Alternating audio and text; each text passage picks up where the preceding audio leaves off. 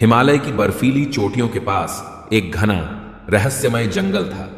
इस जंगल के बीचों बीच एक आश्रम था जहां सिद्ध साधु महादेवानंद तपस्या किया करते थे। उनकी लंबी जटाएं उनके कंधों पर लहराती थीं। उनकी स्थिर मुद्रा मृगछाला पर बैठी हुई थी और उनकी गहरी आंखों में अनंत शांति का वास था। साधु के तप और ज्ञान की महिमा दूर दूर तक फैली हुई थी।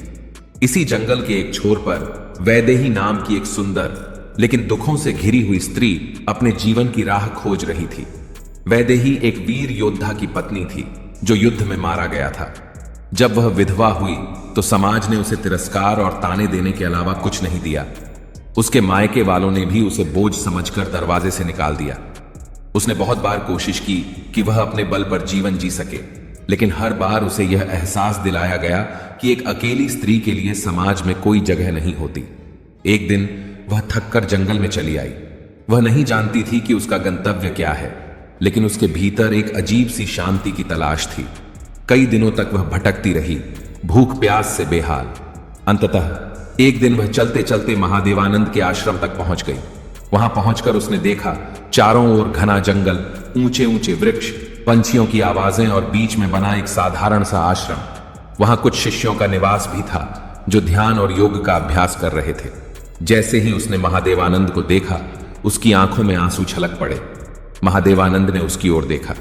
उनकी दृष्टि में करुणा थी, लेकिन उनके चेहरे पर कोई भाव नहीं आया। वैदेही उनके चरणों में गिर पड़ी और बोली, क्या स्त्री का जीवन अकेले दुख में ही बीतेगा? क्या प्रेम और साथ पाने का अधिकार केवल पुरुषों का है? महादेवानंद ने गहरी सांस ली और मुस्कुराए। प्रेम कोई अपराध नहीं, यह आत्मा का सुख है, लेकिन प्रेम में वासना नहीं, समर्पण होना चाहिए।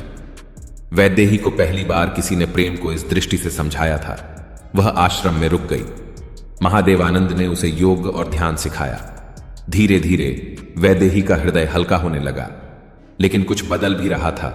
वह साधु की आंखों में प्रेम की एक अनोखी चमक देखने लगी थी। समय बीतता गया। वैदेही ने महसूस किया कि वह महादेवानंद के प्रति आकर्षित हो रही थी, लेकिन यह आकर्षण केवल शरीर का नहीं था, बल्कि आत्मा का था।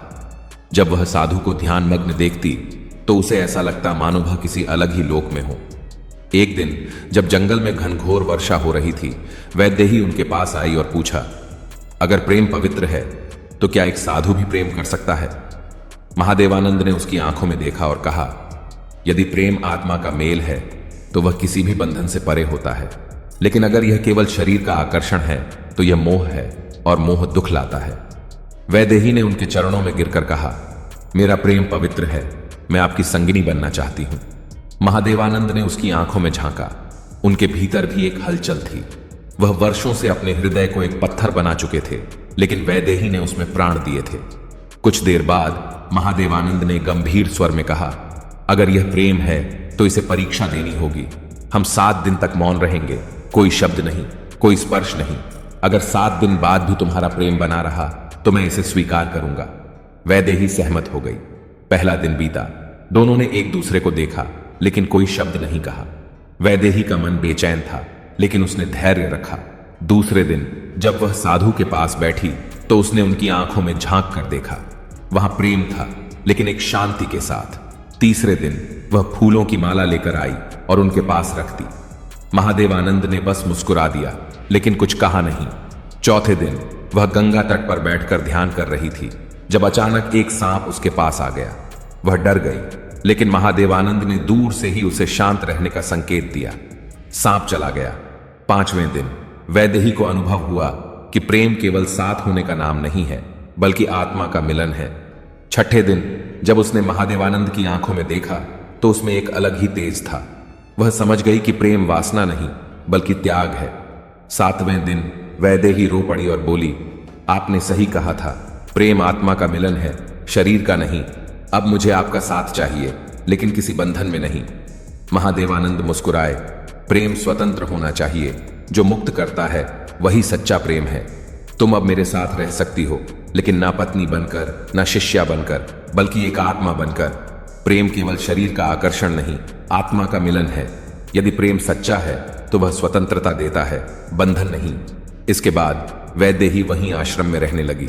उसने महादेवानंद के साथ योग और साधना की। अब वह प्रेम को एक नई दृष्टि से देखने लगी थी। उसने जाना कि प्रेम केवल पाने का नाम नहीं, बल्कि संपूर्ण समर्पण और स्वतंत्रता का नाम है। और इस तरह हिमालय की ऊंचाइयों में एक अनोखा प्रेम जन्मा, जो शब्दों से परे और आत्मा के निकट था। दोस्तों, अगर आज की कहानी आपको पसंद आई हो तो चैनल को सब्सक्राइब जरूर करें